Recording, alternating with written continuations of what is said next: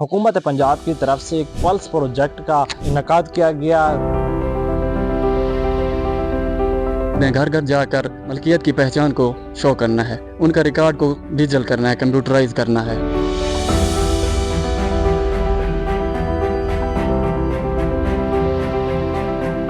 इसका मकसद है कि लोगों के लिए आसानी हो कि अंधा जो कि नस्ल दर नस्ल विरासतें होती हैं उसको कंप्यूटराइज करते हैं हम। हुकूमत पंजाब की तरफ से एक एप्लीकेशन दी हुई है मैप के ज़रिए, उनका एक पार्सल शो होता है।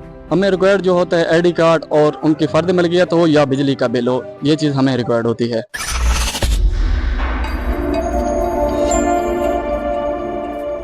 नाज़रीन, हमारा मुल्तान के साथ मैं हूं आपका होस्ट मोहसिन मंजूर। नाज़रीन, हुकूमत पंजाब की तरफ से एक पल्स प्रोजेक्ट का इनकाद किया गया। पल्स प्रोजेक्ट क्या है, इसका मकसद क्या है, गरीब आवाम को इससे क्या फ़ायदा हो पहुंच सकता है। नाज़रीन, तमाम जितने भी अराजी रिकॉर्ड्स हैं उनको डिजिटल किया जा रहा है ताकि तमाम रिकॉर्ड्स की जो शफाफियत है उसको यकीनी बनाया जा सके। तो मज़ीद हम इस प्रोजेक्ट के हवाले से बात करते हैं। सर, ये पल्स प्रोजेक्ट के हवाले से आप क्या कहेंगे? सर, ये पल्स प्रोजेक्ट जो है ना, हमें एक ऐप एप्लीकेशन के ज़रिए दिया गया है जो कि हमने घर घर जाकर मलकियत की पहचान को शो करना है, उनका रिकॉर्ड को डिजिटल करना है, कंप्यूटराइज करना है। इसका मकसद है कि लोगों के लिए आसानी हो कि अंधा जो कि नस्ल दर नस्ल विरासतें होती हैं उसको कंप्यूटराइज करते हैं हम। कितनी हद तक आप मुश्किलात का सामना करना पड़ता है?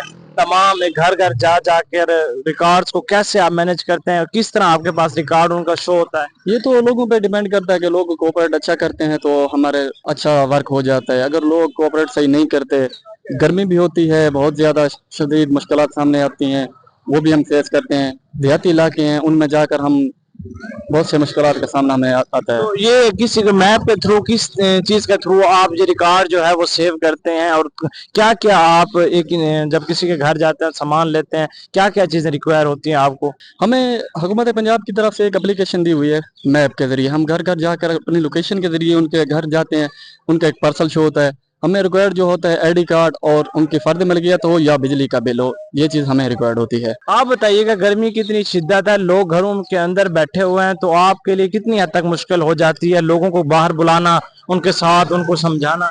देखिए, पहली बात तो ये है कि लोग डरे हुए हैं और वो कहते हैं कि ये जो है ना टैक्स लगाने पे आए हुए हैं। उनमें बहुत सी मुश्किलात पेश आती हैं, जैसे कि लोग हमें डेटा नहीं देते और आईडी कार्ड वगैरह भी नहीं देते। ऐसी मुश्किलात फेस करनी पड़ती है हमें। तो रोज के आप कितने घरों का सर्वे कर लेते हैं? देखिए, अगर लोग अच्छा कोऑपरेट करें 25-30 घर कर लेते हैं। अगर कोऑपरेट ना करें तो फिर हमारे लिए भी मुश्किल होता है, उनके भी लिए।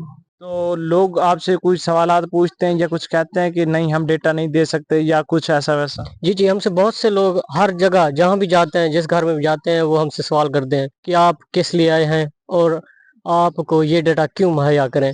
तो फिर हम जब उनको समझाते हैं तो कुछ लोग दे देते हैं और कुछ नहीं देते।